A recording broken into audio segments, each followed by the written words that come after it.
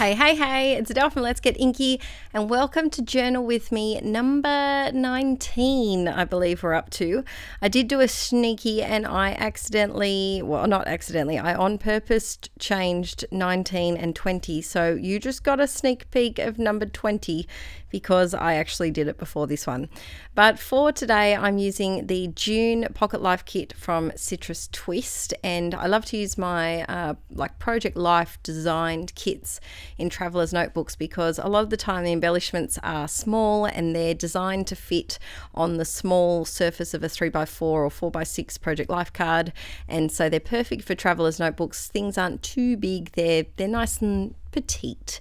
So now I'm sticking down two of the Pocket Life cards from this month, and I was umming and ahhing about this one. I did actually have a perfect photo for it from this week of my real life, but unfortunately I'm only up to scrapping March, the end of March, and I knew that if I hung on to it for that long it wasn't going to get in there anyway, so I thought, use it now, Adele, while you can, and there'll be another card that will pop up later that will suit food, friends and sunshine.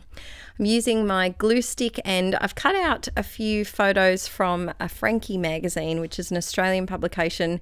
If you're looking for a magazine subscription and that you can cut up and use for art journaling or any sort of journaling things that you might want little pictures for, Frankie's great. It has a lot of weird pictures in it, like a lot of kooky it might be an article about anxiety and it's got a photo of a girl with her head in a bush, or sometimes they're a bit left of center, but they're great for these little pretty flat lays and just some nice little photos. So I also love the paper. I am a little bit of a paper snob when it comes to magazines, and Frankie passes the paper test in my eyes. I'm just using I think it's a Ranger glue stick, and I actually got it in a class kit and I love it. It's a triangle shape one and it's brilliant because you can get in the edges without smushing glue everywhere like the normal cylindrical, that's the word I'm looking for, cylindrical glue sticks. It's like that's a different shape. It's not a cylinder, it's something else. So I'm going through some of the stickers from the embellishment add-on kit for this month, and I wanted to get anything that was food related because today's episode of Journal With Me is kind of centered around food, and a lot of the time I don't plan what these travelers notebook spreads are about. It's just freeing and I just kind of do whatever I want, whatever stumbles upon me. And I went through this little collection of photos that I have that has photos of Archie from months and months and months ago, extras that I accidentally printed or liked, and I printed a second copy. And the first one that I saw was this photo of Archie eating like this. It was a puree that had like spinach, peas, zucchini and something else green, and he was not a fan. He was definitely not a fan of the green puree for quite a while. We tried multiple times with different variations, sneak in some apple in there to make it a bit sweeter. No, he may have been like his mother and had an aversion to green, but he now tolerates it. It's not his favorite. It's not on par with sweet potato and chicken and ground beef and yogurt. They're the tops, and berries. He loves berries, but he'll tolerate it if he can't see those aforementioned favorites. If he can see those, then there's no way that's getting anywhere near his mouth. But I saw this photo straight away and I thought it was hilarious, and I decided to do an entire traveler's notebook spread on his favorite foods and how it's kind of changed over the last 7-8 months. He's now, the time that I'm recording this at the start of June, he's 14 months old now. How that time has sped by. And it's interesting to see that he's really enjoying foods that have a lot of texture. Like, he loves ground beef, we call it beef mince, and he loves that mixed with like tomato paste and zucchini and mushrooms and carrot and corn and chunky vegetables. He's also a huge fan of sweet potato. That's his number one. cold sweet potato cubes that have been roasted, and then we put them in the freezer and defrost them in the fridge so that they're good for the next day. He'll eat them cold. He loves them, demolishes them. I just did some brush lettering there with one of my Tombow dual brush markers, and it's in a really pretty, like, vibrant, I would call it a vibrant purple. I'm sure it has a proper name, but it's a pretty colour. And I just wanted to add a little bit of colour because everything was looking a bit red and kind of not pale, but a little bit pale, and it needed something bright. I'm going through, these stickers are old. I bought these, I think I bought them before I started scrapbooking from eBay, so they won't be available anymore. I don't have a link, but they're just like little postage stamp like stickers, and I'm pretty sure they may have been from Sweden. I think they were definitely European, from a European seller, and I just thought they were so cute. And I love the way that they look in my Traveler's Notebook spreads. So I wanted to go through and just see if I had any foodie related ones to include this month.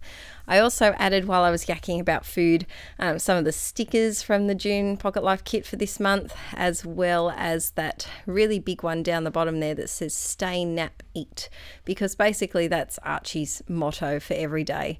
I would say stay, play, yell, nap, eat, because yelling is his main form of communication at the moment, or squealing. Not squealing as such, kind of like a like not a high-pitched squeal, but just a loud noise.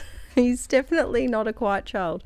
I added some journaling off camera because it's just me writing, and you don't need to see me writing all the things because my head would just be covering the camera. And then I always leave a few little sections, like you can see up the top here, just to fill in with some fancy lettering, I like to call it, or some little doodly bits and pieces, just something to kind of change up the monotony of the handwritten font, just over and over again of my normal writing. It is still a handwritten font. You know what I mean, peeps. Instead of just being my normal written writing, that doesn't make sense at all. It's fancy written writing. Yep, I'm not filming this at night time. I then decided to add, I needed a dashed line down that left-hand side of that Pocket Life card because there was a slight gap and it was just annoying me. So I needed something to kind of block off the written writing, as we now call it, to my brush lettering.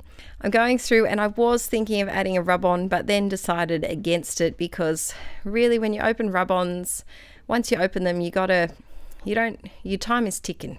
Time is not your friend with rub-ons. I have had some that have lasted a little while, but most of them do not last long. So top tip, try and use up your rub-ons maybe within the month or 2 months, because they do end up kind of getting a bit crusty.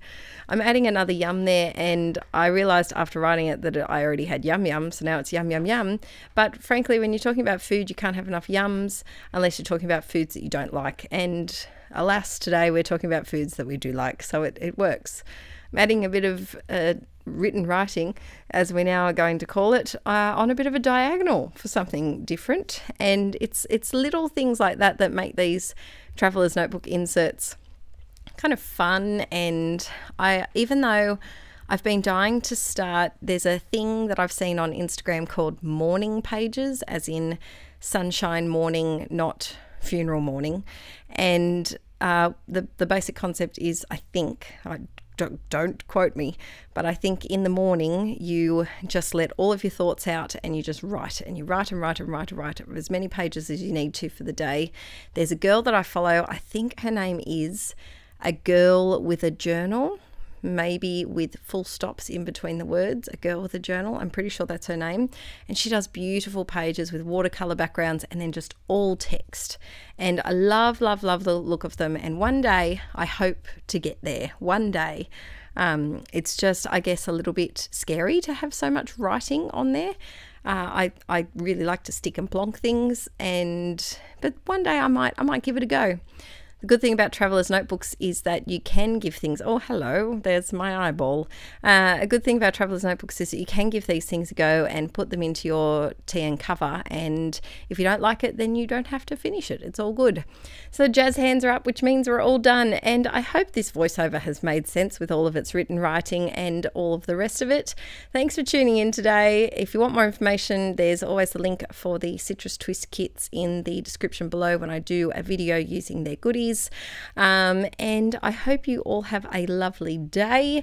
I'm trying to blast out some voiceovers for you now so that we can have some videos over the next month, and until next time, bye.